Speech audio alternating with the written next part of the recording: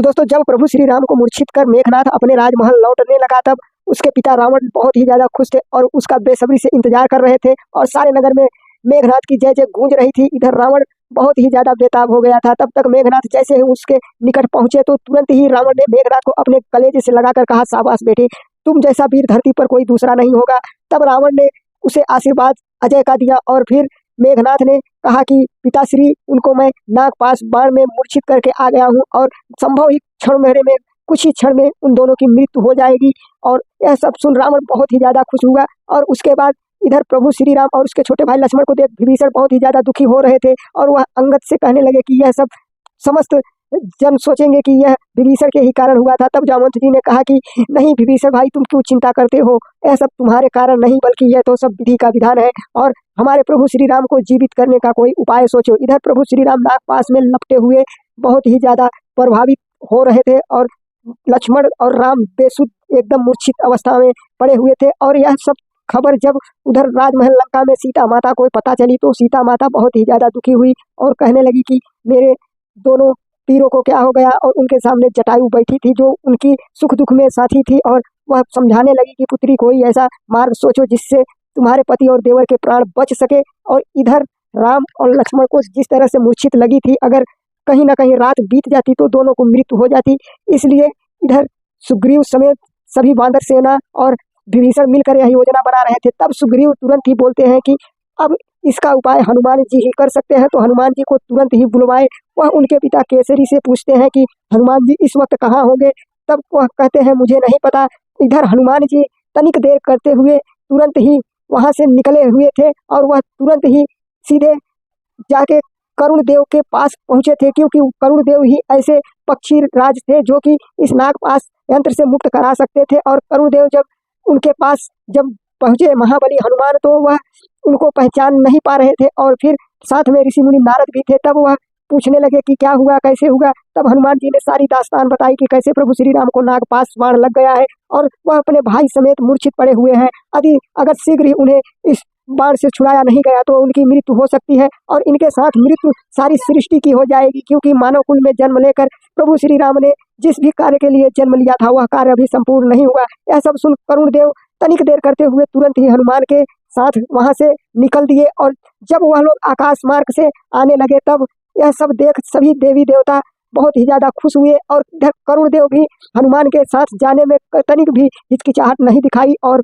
फिर जब हनुमान जी करुण देव को लेकर जब महाराज बाली के दरबार में पहुंचते हैं जहां पर प्रभु श्री राम और लक्ष्मण को मूर्छित अवस्था में रखा गया था, तब वह सब देखकर बहुत ही ज्यादा खुश होते हैं कि कैसे हनुमान जी ने करुण देव को लेकर प्रभु श्री राम के प्राण बचाने के लिए आ रहे हैं। इधर केसरी और सुग्रीव और जामवंत तीनों जो कि मंत्रीगण थे उनमें महाराज सुग्रीव भी थे। तो यह सब देखकर बहुत ही ज्यादा प्रसन्न हुए कि अब शायद प्रभु श्री राम के प्राण बच जाएंगे। और इधर करुण देव जब आते हैं प्रभु श्री राम के पास तो वह तनिक भी देर नहीं करते और तुरंत ही अपनी चूंच से सांप को निकालने लगते हैं। और तब यह प्रभु श्री राम और करुण देव की बहुत ही ज्यादा स्नेह बढ़ता है और प्रभु श्री राम को नागपाश बाण से मुक्त करने के लिए करुण देव अपनी चूंच से पूरा उनके जो नाग लगे हुए थे उनको लगे छुड़ाने। और करुण देव ऐसा करते करते कई घंटे हो गए, तब जाकर करुण देव ने नागपाश बाण से प्रभु श्री राम को मुक्त कराने की सहायता कराई। और प्रभु श्री राम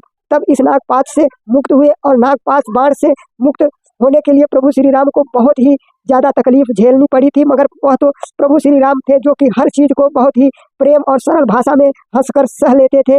हालांकि जब प्रभु श्री राम और उनके छोटे भाई लक्ष्मण नागपाश से पूरी तरह मुक्त हुए तब पहले उनके बड़े भाई श्री राम प्रभु ने अपनी दोनों आंखें खोली। तब वह सोचा कि यह क्या हो गया था और इतने में लक्ष्मण भी अपनी आंखें खोलते हैं। तब वह दोनों भाई उठते हैं तो तुरंत ही महाराज सुग्रीव से पूछते हैं हम कहाँ हैं, हमें क्या हो गया था। तब सुग्रीव और जामवंत जी ने उन्हें सारी घटना बताई और तब कैसे सुग्रीव खुश होकर यह खुशी जाहिर नहीं कर पा रहे थे। सभी बानर सेना बहुत ही ज्यादा खुशी थी, बहुत ही ज्यादा खुश थे और वह सभी जानते थे कि अब करुण देव आए हैं तो हमारे प्रभु श्री राम को बचा ही लेंगे। और तब तक प्रभु श्री राम तुरंत ही आंखें खोलते हैं और इतने में लक्ष्मण भी आंखें खोलते हैं। तब यह दृश्य देख सभी बानर सेना बहुत ही ज्यादा खुश होती है। सुग्रीव, हनुमान जी, जामवंत जी और महाराज विभीषण सभी बहुत ही ज्यादा खुश थे और उस समय इन सभी की खुशी देखे नहीं समा रही थी कि किस तरह से अयोध्या के राजकुमार प्रभु श्री राम अपनी आंखें खोल दिए हैं। एक तरह से एक समय सभी लोग मान रहे थे कि अब इनको मृत्यु हो जाएगी और हमारी सेना हार जाएगी, मगर जब देखा कि प्रभु श्री राम एक बार उठकर फिर से बैठ गए हैं, तब इन सभी के चेहरों पे बहुत ही ज्यादा खुशी हुई।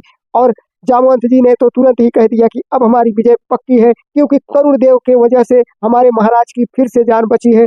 तब करुण देव इधर उनके पीछे ही बैठे थे, वह तुरंत ही दोनों हाथ जोड़कर प्रभु श्री राम को प्रणाम किया। तब प्रभु श्री राम ने भी पलट के तुरंत ही करुण देव को प्रणाम किया और कहा कि मैं आपका बहुत ही आभारी हूँ। हे करुण देव महाराज, मैं आपका बहुत ही ज्यादा ऋणी हूँ, क्योंकि आपने मुश्किल समय पे आकर हमारे प्राणों की रक्षा की है, अन्यथा हम दोनों भाई मृत्यु को प्राप्त हो जाते। तब करुण देव ने नम्रता पूर्वक कहा कि यह तो आपका बड़प्पन है, आप तो तीनों लोगों के स्वामी हैं, आपका सेवा करना तो हमारा धर्म है और हम लोग बहुत ही खुशनसीब है कि आपका सेवा करने का अवसर हमें मिला। यह सब सुन प्रभु श्री राम बहुत ही ज्यादा मुस्काने लगे और करुण देव ने भी कहा कि करुण देव, तुम सदैव इस कार्य से आज के बाद जिस किसी कार्य में गणेश और कार्तिक के जैसे तुम भी सबसे पहले पूजे जाओगे। यह वरदान जब ब्रह्मा जी ने दिया तब करुण देव बहुत ही ज्यादा खुश हुए और प्रभु श्री राम की मुस्कान फूले नहीं समा रही थी कि जिस तरह से करुण देव भी उनके इस सत्य की जीत में शामिल होने का निर्णय लिया और इस सत्य की लड़ाई में जिस तरह से सभी देवता मिलजुल कर सहयोग कर रहे थे प्रभु श्री राम को। तब प्रभु श्री राम ने करुण देव को प्रणाम किया और करुण देव ने श्री राम को प्रणाम करके अपने राज्य लौटने का निर्णय लिया। और वह जब लौटने लगे तो वह दृश्य सभी देखने लगे, पूरे ब्रह्मांड से देवलोक, समस्त वानर सेना और लंका में भी यह दृश्य सभी देख रहे थे कि कैसे करुण देव ने महाराज श्री राम का प्राण बचाकर वह अपने राज्य के लिए लौटे हैं। यह सब दृश्य देखकर सभी देवतागण भी बहुत ही खुश हुए, यहाँ तक कि स्वयं भोलेनाथ और ब्रह्मा जी उनको प्रणाम किया और कहा कि आज से तुम सबसे पहले पूजे जाओगे। और यह ऋषि मुनि भी देखकर उन्हें आशीर्वाद देते हैं और कहते हैं कि जिस तरह से आज से देवताओं में सबसे पहले तुम पूजे जाओगे। और फिर इधर हनुमान जी आते हैं तो प्रभु श्री राम से तुरंत ही हर हर महादेव का नारा लगाने के लिए अनुमति मांगते हैं। तब प्रभु श्री राम कहते हैं कि क्या हमारी विजय हो गई है या यह किस लिए नारा लगाना है। तब इधर हनुमान जी ने कहते हैं कि यह कोई अहंकार का नारा नहीं है, यह माँ सीता के पास पहुंचाने का संदेश है।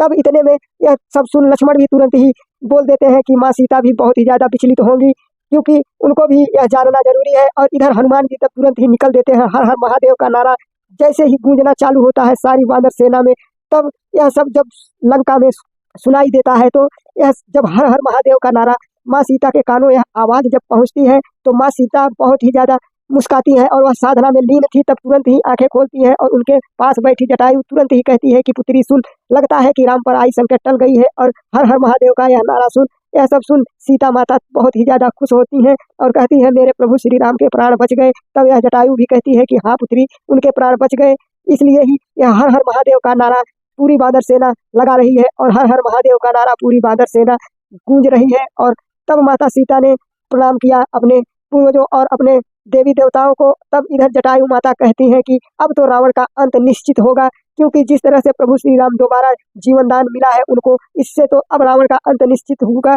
यह सब दृश्य मेघनाथ भी देखकर बहुत ही ज्यादा विचलित हुआ, क्योंकि उसके मारे बाण से आज तक कोई नहीं जीवित बचा था, मगर प्रभु श्री राम और लक्ष्मण कैसे बच गए, यह सब सोच बहुत ही ज्यादा विचार कर रहा था। इधर माँ सीता की खुशी फूले नहीं समा रही थी, वह पूछ रही थी कि अब तो रावण का अंत निश्चित होगा। तब यह जटायु भी कहती है कि अब रावण का अंत तो स्वयं निश्चित ही होगा।